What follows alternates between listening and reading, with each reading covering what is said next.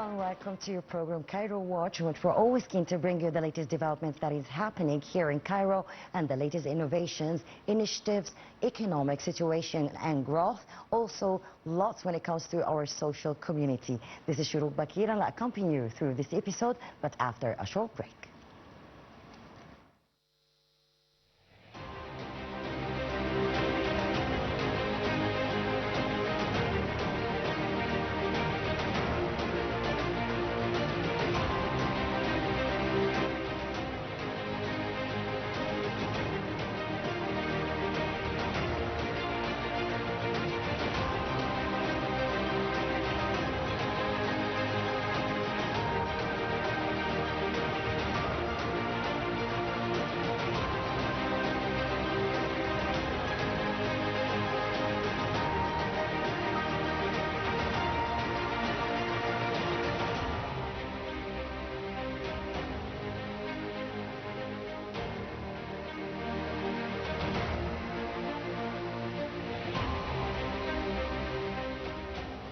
Welcome back.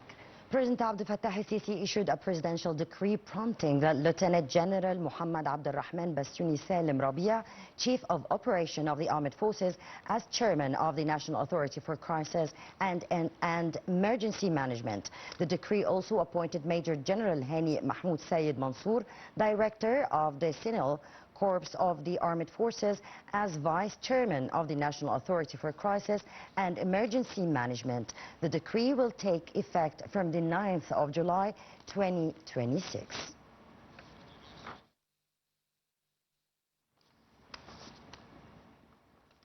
Prime Minister Mustafa Madbouli on Thursday witnessed the installation ceremony of a creator pressure vessel for the second unit of Al Dab'a power plant. The ceremony was attended by senior officials from the Egyptian and Russian sides, in addition to the Director General of the International Nuclear Energy Agency, Grossi. The installations process comes side by side with intensifying constructions at the nuclear station, with the aim of finishing the 4 nuclear units at the project within 6 timelines. Once finished, such units will be linked to the national electric grid and will add 4,800 megawatts of productive capacity. The installations marks a key step onto the implementation of the project and reflects a transition for a new phase of installing the main nuclear equipment in line with the highest quality and safety standards. Al Dab'a power plant is Egypt's first foray into commercial nuclear power. The plant also is one of the largest civilian nuclear projects currently under construction worldwide. The plant is located on the Mediterranean coast of Matruh Governorate. It is being built in cooperation with Russia's state nuclear corporation, Rosatom. The project gains momentum given its contribution to the provision of stable electric supply that is insulated from the global fuel price volatility.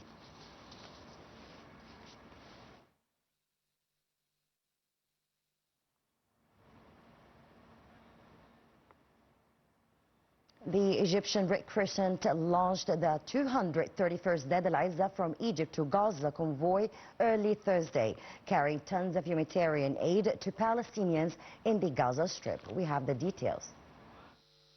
The Egyptian Red Crescent launched its 231st Dead Al-Izza aid convoy to the Gaza Strip early on Thursday, carrying more than 92,000 food baskets and tons of medical and relief supplies. The ERC said that the convoy, which included several trucks, also carried medicines and fuel needed to operate hospitals and other essential facilities in the Strip. The organization said it has maintained the presence at the border since the start of the crisis, stressing that Rafah crossing has never been closed from the Egyptian side. It affirmed that its teams remain on alert across all its logistics centers as it continues efforts to deliver humanitarian and relief assistance to Gaza. According to the ERC, the total volume of aid delivered to Gaza has exceeded 1 million tons since the start of the war, with support from more than 65,000 volunteers. The latest convoy comes as Egypt intensifies its aid efforts to help alleviate the prolonged suffering of the Palestinian people. A day earlier, Egypt sent over 3,500 tons of humanitarian aid through the 229th convoy, including food parcels, flour, medical supplies, medicines, relief materials, and 1,250 tons of fuel. Meanwhile, Israel has continued its attacks across Gaza despite a fragile ceasefire that took effect in October 2025. Israel's ongoing genocide war and continued restrictions on aid entering and being distributed inside Gaza have worsened the humanitarian crisis in the territory.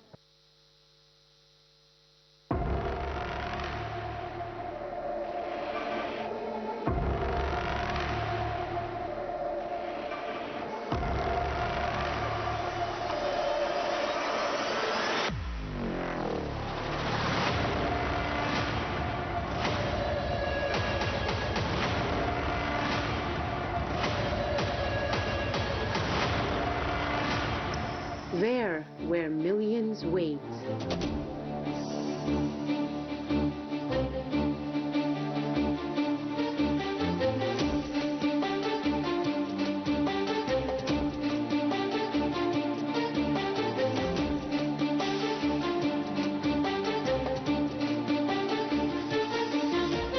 Not just for the end of the war, but for the beginning of life.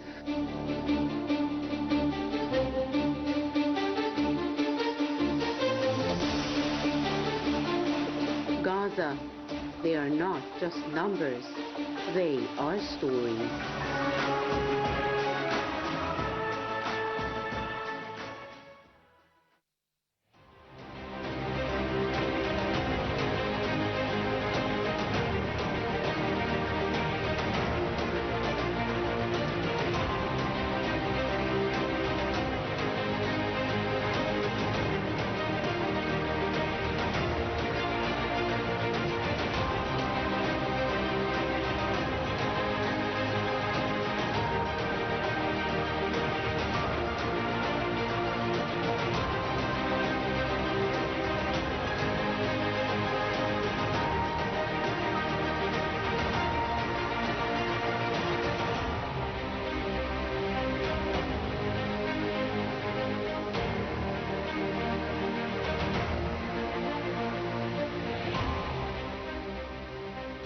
Welcome back. As we speak, some economy, the director of the Middle East and Central Asia Department at the International Monetary Fund, Jihad Azur, said that Egypt has moved quickly to cushion the economic impact of the Middle East war, with growth expected to take only a limited hit so far. Azur discussed the impact of the U.S.-Iran war on Egypt's economic outlook, as two reviews remain under the outstanding Extended Fund Facility loan program.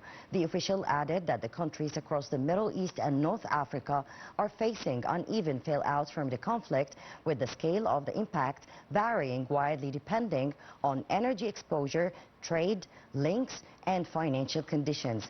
The crisis has created an asymmetric shock across the region. Azur stated that challenging the traditional distinction between oil exports and imports. Azur warned that energy distributions remain a key inflation risk across the region, placing pressure on central banks to respond effectively.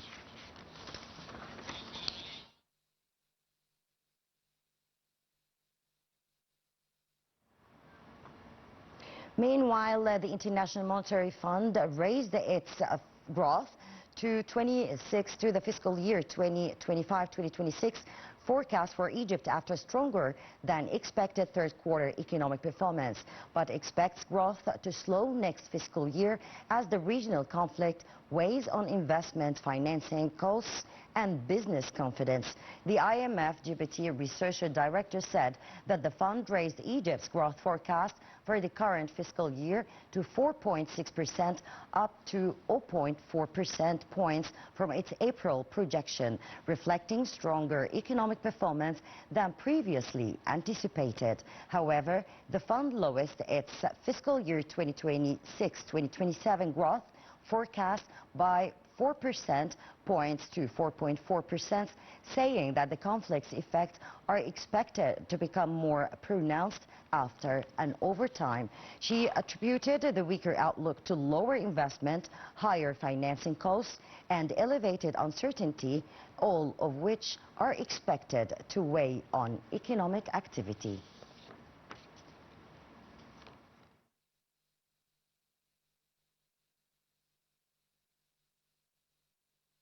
Net international reserves rose by around 3.6% to a record of $55.7 billion at the end of June 2026, up from $53.13 billion at the end of May, according to the Central Bank of Egypt. These surged by around $1.94 billion, maintaining a gradual upgrade and upward trajectory since the beginning of 2026, stood at $53 billion in April and $52.8 billion in March, $52.7 billion in Feb, and nearly $52.6 billion in January. Maintaining high reserves reflects Egypt's economic resilience, supported by higher foreign currency inflows, policy reforms, increased Suez Canal and tourism revenues, and rising remittance inflows. Meanwhile, Suez Canal dollar revenues reached $4.67 billion and increasing by the fiscal year 2025-2026. It has also, the NIRs have also been growing since the CBE implemented corrective measures on March 6, 2024, including a 6 percentage point interest rate hike to boost foreign currency liquidity, increase remittance inflows, stabilize prices in the domestic market, and curb inflation.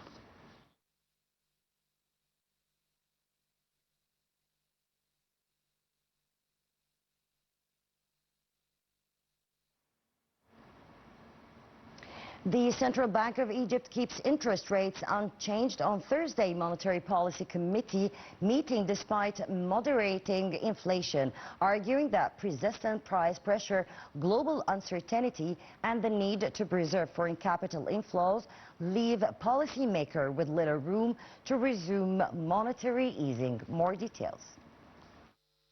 Most analysts expect the Central Bank of Egypt keeps interest rates unchanged at Thursday's Monetary Policy Committee meeting despite moderating inflation, arguing that persistent price pressures, global uncertainty, and the need to preserve foreign capital inflows leave policymakers with little room to resume monetary easing. Attention is turning to Thursday's meeting of the Central Bank of Egypt's MPC, with a broad consensus among economists and market analysts that policymakers will leave interest rates unchanged as they weigh slowing inflation against persistent domestic and external risks. Annual headline inflation eased to 13% nationwide in May 2026 from 13.4% in April, while core inflation remained unchanged at 13.8%. Although inflation continues to trend lower, it remains well above the Central Bank of Egypt's target range, prompting economists to expect the central bank to maintain its cautious stance before restraining its monetary easing cycle. The Egyptian economy has shown resilience in absorbing the impact of regional tensions, supported by stronger external sector indicators. Net international reserves have risen to about $1.68 billion since the beginning of the year to $53.1 billion at the end of May. Egypt also recorded net foreign inflows of $4.55 billion during the first half of 2026, compared with $1.34 billion during the same period last year. The Egyptian pound appreciated by around 11% against the US dollar from its early April level to around 49.1 Egyptian pounds per dollar, preserving that positive real return together with the geopolitical risks, fiscal deficit reduction targets, and the need to sustain foreign investment in Egypt's debt market. All support leaving rates unchanged.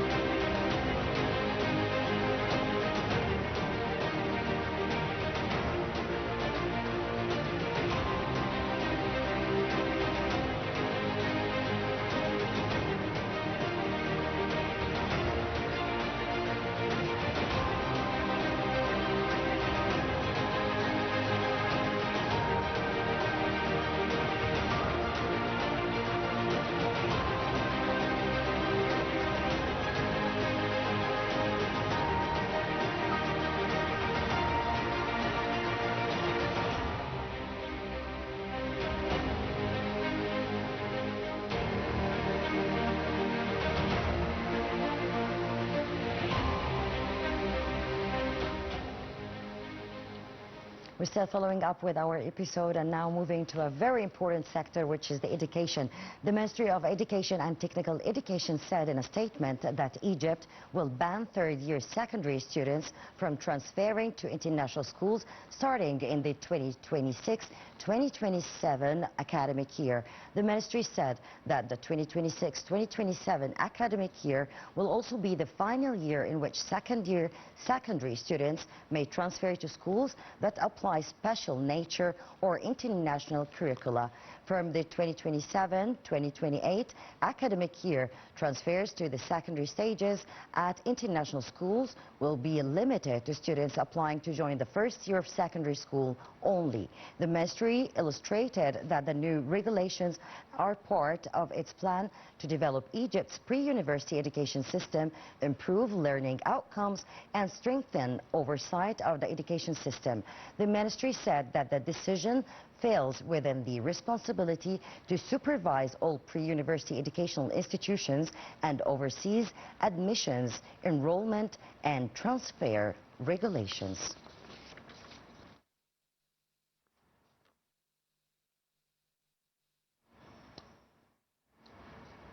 The Egyptian Healthcare Authority said that Egypt's universal health insurance system has provided 68 million medical and treatment services through 157 healthcare facilities in the Canal region governorates since its pilot launch in Port Said.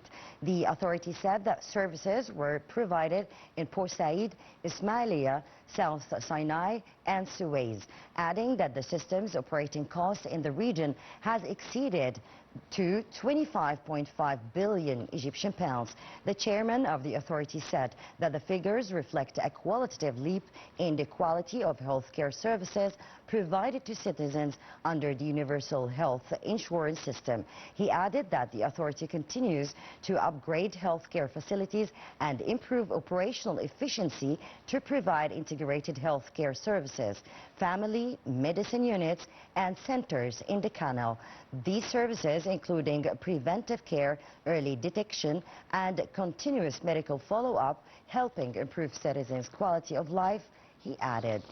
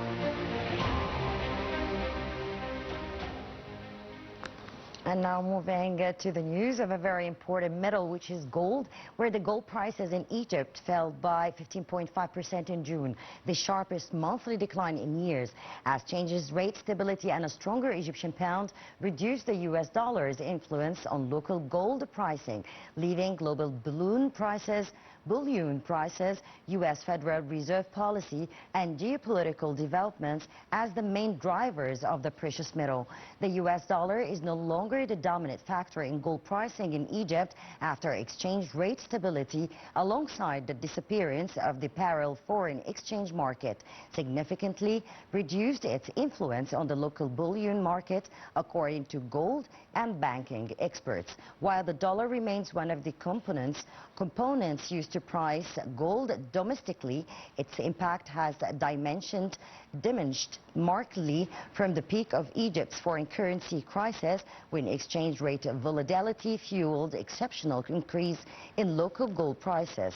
Instead, movements in international gold prices, U.S. Federal Reserve monetary policy, and geopolitical developments have reclaimed their position as the primary drivers of the market. The shift is reflected in recent market performance.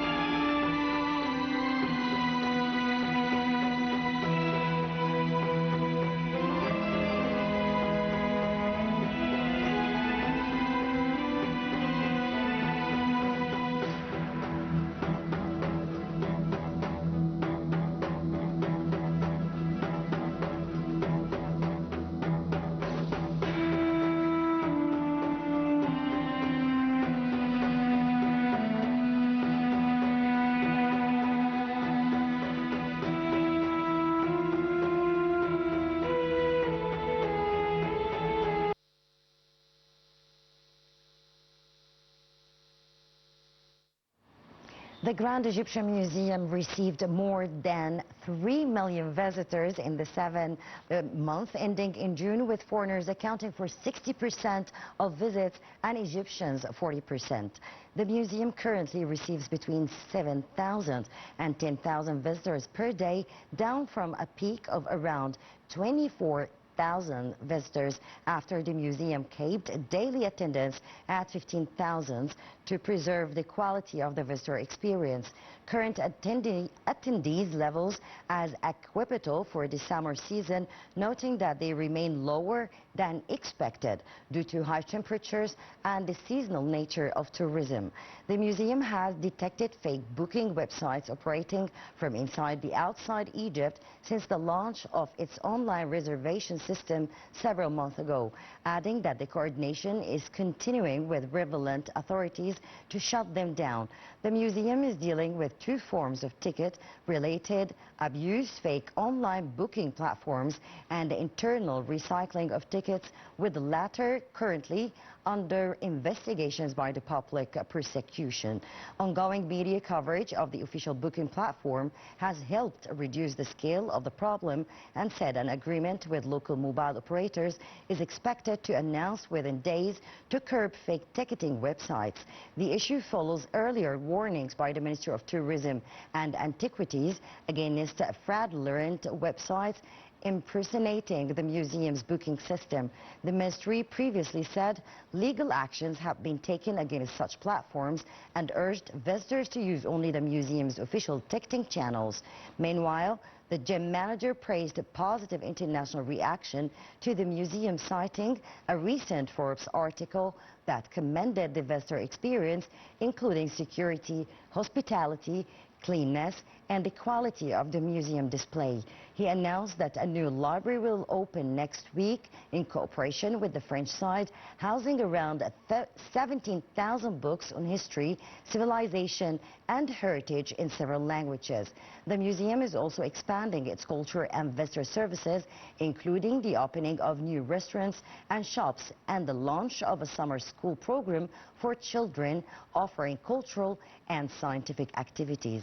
The Grand Egyptian Museum, located near the Giza pyramids, is central Egypt's strategy to expand cultural tourism and increase the sector's contribution to foreign currency revenues. The museum, built as the world's largest museum dedicated to a single civilization, houses more than 50,000 artifacts and brings the full Tutankhamun collection together for the first time. The museum's latest figures also place it among major global institutions, though still below the world's busiest museums.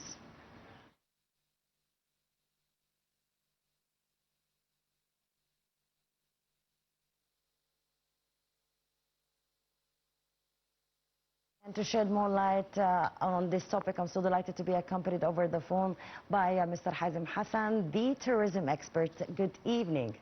Good evening. Hello, good evening. Hello? Hello? Hello? Good evening. Yeah, Mr. Hazem, can you hear me now? Yes, I can hear you clear. Good evening. Yes, well, of course, we've been speaking about one of the most prominent projects, or local project, mega project, and a national project that we are so proud as Egyptians that we did it, we have it, we did dedicate a special museum to only one civilization. So, of course, there's lots of fake news on platforms that when it comes to ticketing, when it comes to reservation. How do you see this, and especially with the help of the Ministry of Tourism and Antiquities, making sure that to lead all the visitors and tourists to the right websites and to be the right guides? Of course, this problem, this kind of fraud, caused real problems for a great museum like the Grand Egyptian Museum, and especially during the first year after its inauguration. So I must underline and praise really the efforts that were made, especially from the technical point of view, for software and everything, so that we could stop this application, or that fraud made. It was a big fraud that threatened actually the service of the museum, provided to the tourists. So this is extremely important. Tourists must be secured not only for themselves but also for their money. So this was a real threat for visiting the museum, and especially for the first year, as I mentioned. So we must all praise the efforts that were made to stop this application and this fraud. And this, of course, is a great target that we achieved lately. Well, Mr. Hazem, of course, since we're speaking about the gem, we have lots of news, including lots of new mini projects going to be implemented within the museum, which is the library that is being offered by the French side, and it's going to be, I think, inaugurated within 1 week. Yes, this is a very important addition to the museum. The museum is really built and organized to be a true cultural center, by all means, either for the researchers who need to learn about Egypt and to know, to get access to many ancient documents. Also, when we look at this great library with its unique collection about Egyptology, and even for children. And we see handicapped people too, so we see that with those who made the design of the museum, it's really global for all ages, for all kinds of people visiting. The activities actually are really varied. Of course, when we speak also about the commercial side, when we speak about the shops and restaurants and cafes inside, to try to please and satisfy all kinds of all tastes from all the country, or from tourists coming from all over the world. So it is really well planned, and they thought about every detail. So when we look generally at the services that are provided by the museum, we see that it's a great achievement for us, and I believe that at least we need 1 day, 1 full day, just to make some of the activities, either visiting the halls, the exhibition halls, or to participate in the other activities that are provided by the museum. So this was a very important point to mention.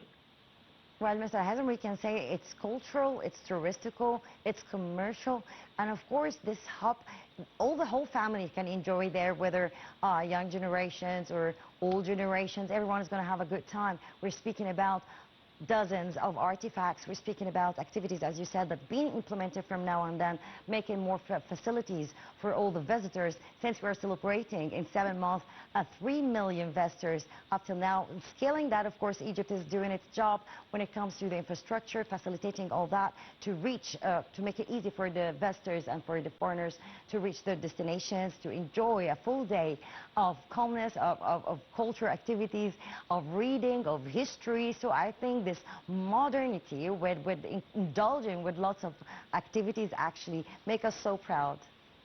I totally agree. I totally agree. And as you mentioned, the number of 3 million visitors in less than a year, this is a great achievement. And also, as you mentioned before, actually we are in the low season for cultural tourism in Egypt. And most of the tourists coming to Egypt in summer, they go to the beaches and to spend their time, their vacation on the beaches.